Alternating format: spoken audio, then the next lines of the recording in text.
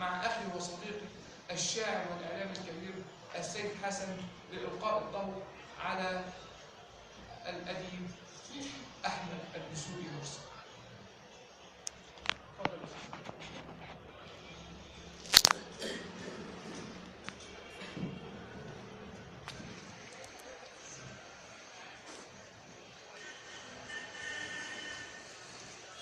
السلام عليكم ورحمة الله وبركاته. ليلة جميلة بكم في صالون أخي الشاعر الذي كله قلب أسامة عيد. والحقيقة أنني كان ينبغي أن أكون في هذه الليلة مستمتعا بما يقدمه في صالونه القيم في مطلع كل شهر جديد، لكنه آثر أن تزيد متعتي بأن أتعرض لواحدة من المجموعات القصصية المدهشة بالنسبة لي. أنا لا يهمني كثيرا أن أحمد دسوقي مع حفظ الألقاب قد فاز بالجائزة الأولى في مسابقة نادي القصة، ولا أتوقف كثيرا أمام كون الذي قدم له الجائزة هو فارس الرومانسية في الرواية العربية وزير الثقافة يوسف السباع. لكن ما يهمني حقا أنني عندما قرأت المجموعة القصصية التي تحمل عنوان تائهان أحسست بأن لدينا في ميدان القصة القصيرة عددا من المبدعين الكبار حقا، ذوي المواهب المتفكرة والدهاء الفني الكبير والحنكة الفنية العميقة. أنا عادة كان يعجبني عدد من كتاب القصة في مقدمتهم بالطبع: الدكتور يوسف إدريس، الكاتب الدكتور محمد المخزني، أيضا بهاء طاهر، إبراهيم أصلان. هؤلاء يمثلون علامات بارزة في ميدان القصة القصيرة. عندما قرأت تائهان أحسست بأن أحمد دسوقي كان ينبغي أن تكون له مساحة تجاور هؤلاء بكل الثقة والإنصاف والأمان. لماذا؟ لأنه توفرت لديه ثلاثة عوامل يمكن أن تصنع ممن تتوافر لديه علما في ميدان الفن الذي يكتب فيه. هذه العناصر الثلاثة هي الموهبة الحقيقية، ثم الحنكة أو الخبرة الفنية العميقة، ثم الدهاء الفني البالغ الذي يكشف عن أن هذا المبدع صاحب حيل فنية بارزة، وأنه متمكن من تقنيات الكتابة القصصية بشكل كبير. أنا مثلا يمكن أن أتوقف من خلال هذه المجموعة أمام قصة مدهشة اسمها كيفية ذبح الدجاج. العنوان مثير للتساؤل منذ البداية، لكن من يقرأ هذه القصة يتأكد أن كاتبها له باع طويل في قراءة وفهم وكتابة القصة القصيرة. لماذا؟ لأنه يقيم لدينا مستويين، مستوى رمزيا ومستوى واقعيا. هو باختصار يتحدث عن أسرة فيها ابنتان وابن، فتاتان وشاب. الفتاة الكبرى ربما في 20 من عمرها، والفتاة الصغرى في 17 أو 18 من عمرها. الأولى الكبرى يتعامل معها الجميع باعتبارها كبيرة، يجب أن تحمل هم الأسرة كلها، سواء في خدمة الأسرة أو حتى في التنحي عن طلباتها الخاصة. أما الفتاة الصغرى، أظن أن اسمها إحسان، فكانت مدللة، يكفي أن تضرب بقدميها في الأرض وأن تبكي من أجل أن تحقق لها كل طلباتها. هذه الأسرة لديها مثل كثير من الأسر المصرية عشة فوق السطوح بها دجاج تربيه هذه. هنا يلجأ الكاتب إلى حيلة فنية مدهشة، لأنه يسمي كل دجاجة من دجاجات هذه العشة باسم شخصية من شخصيات الأسرة. فهذه الدجاجة هي إحسان، وهذه الدجاجة هي فوزية، وهذا الديك هو فلان، وهكذا. ثم يشعل نار الغيرة في قلب الأخت الكبرى فوزية من أختها الصغرى التي تتمتع بكل ما تتمناه أي فتاة في عمرها، بينما هي عليها أن تنظف وتعد القهوة لأبيها وأن تذهب إلى السطوح لتطعم الدجاج إلى آخره. هنا يلجأ أحمد دسوقي إلى حيلة ذبح الدجاج. من الذي سوف يذبح؟ هل هي الدجاجة أم هي الفتاة التي تحمل الدجاجة اسمها؟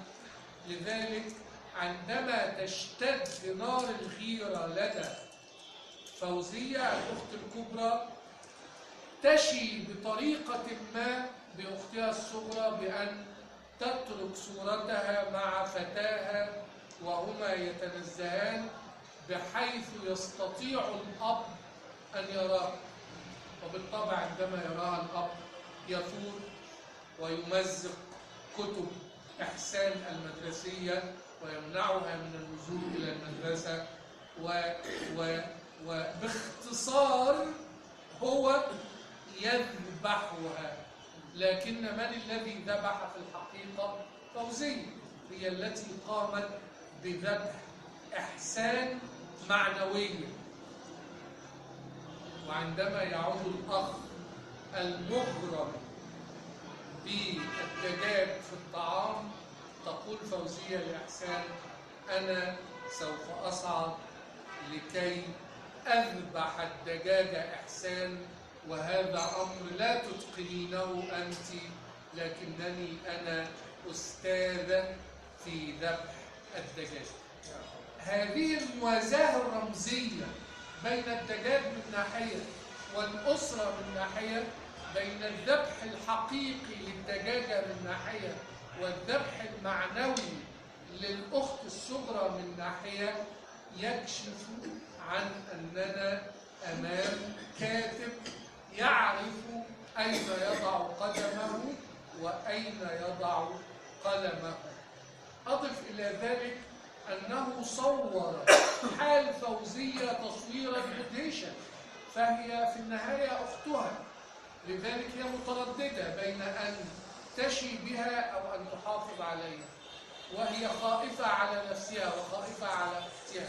وهو يصور هذا ببراعة شديدة جدا جدا جدا، لكن في كل الأحوال هو يقدم تقنية الرمز والواقع في هذه القصة.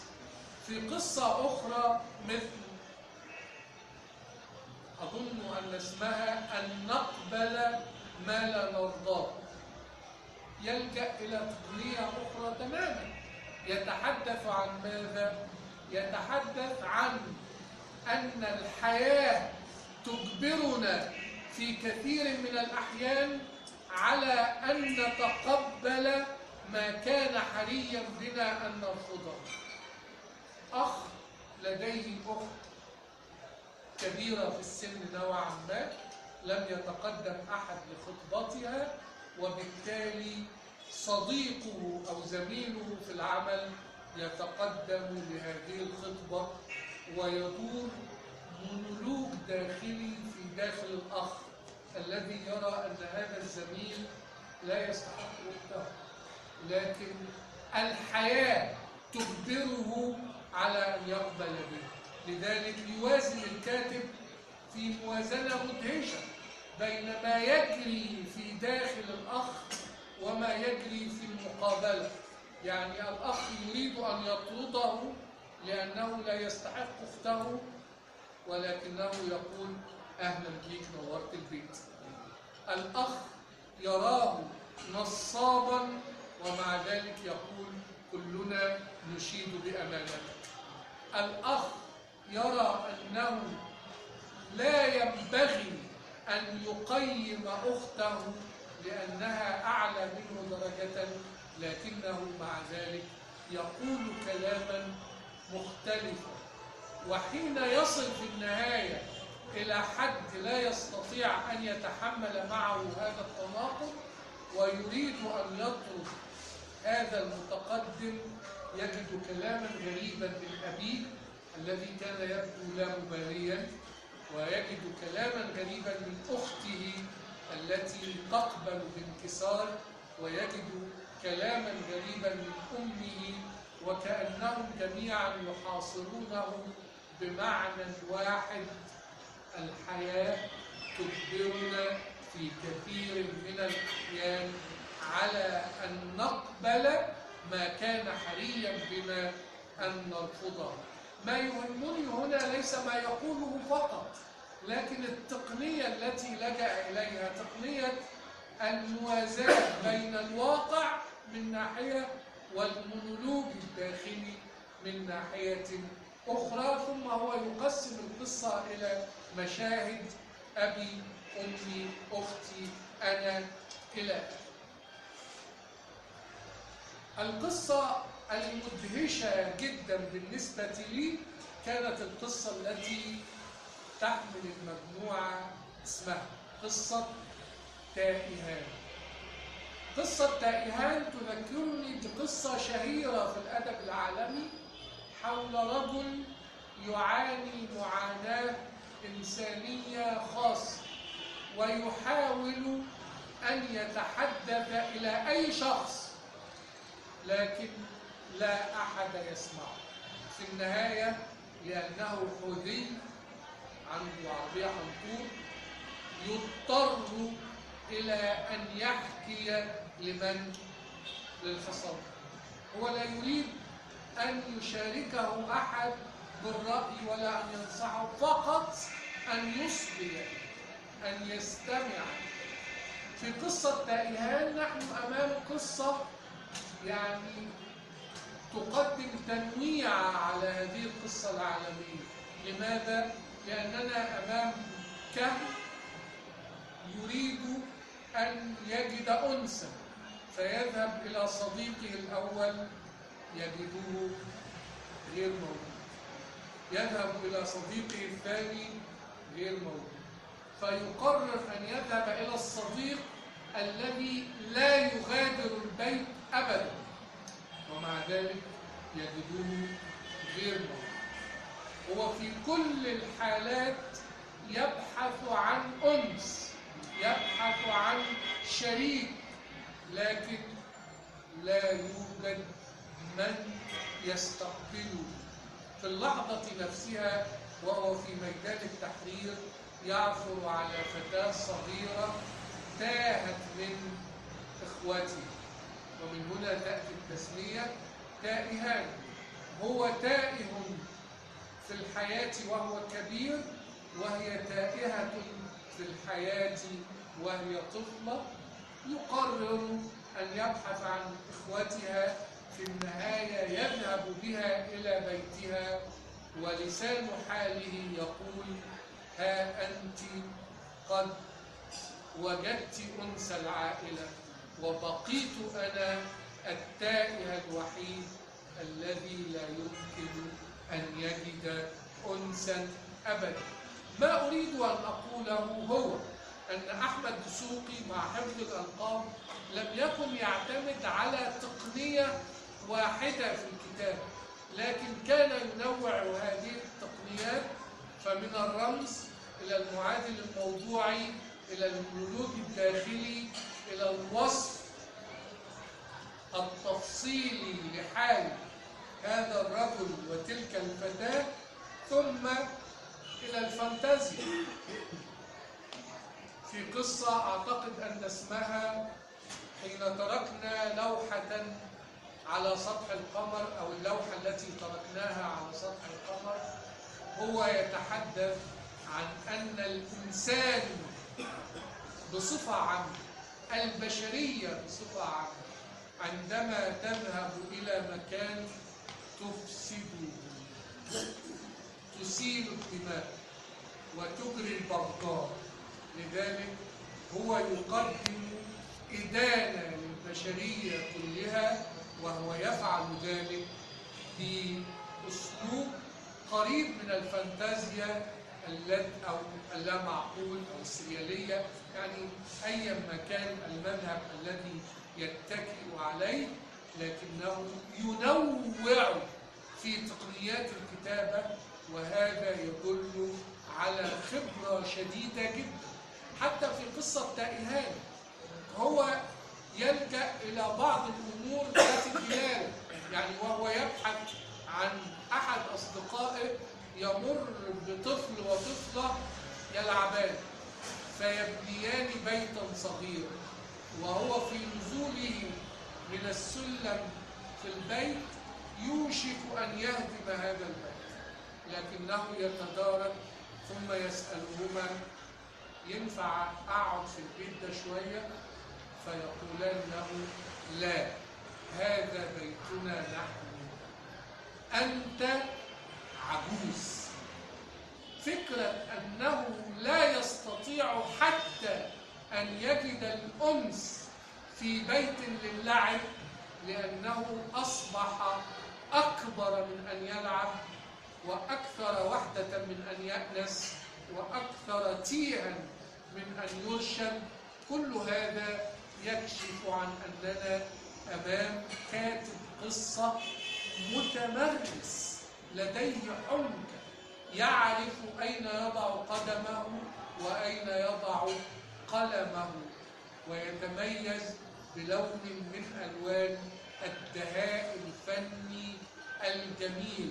وأنا أعتقد أن المبدع كلما امتلك دهاء فنيا ابتعد عن المباشرة، والمباشرة كما نعلم جميعا هي العدو الأكبر لأي إبداع. أنا شخصيا لو عددت كل قصة من قصص مجموعة تائهان لوجدت فيها تقنية مختلفة للكتابة، لكن أكتفي بهذه النماذج لأدلل على أن أحمد دسوقي كان كاتبا موهوبا محنكا يمتلك ذلك المكر الفني أو الدهاء الفني الذي يتيح له أن ينوع في تقنيات الكتابة، وأن يقدم رسائل مختلفة عبر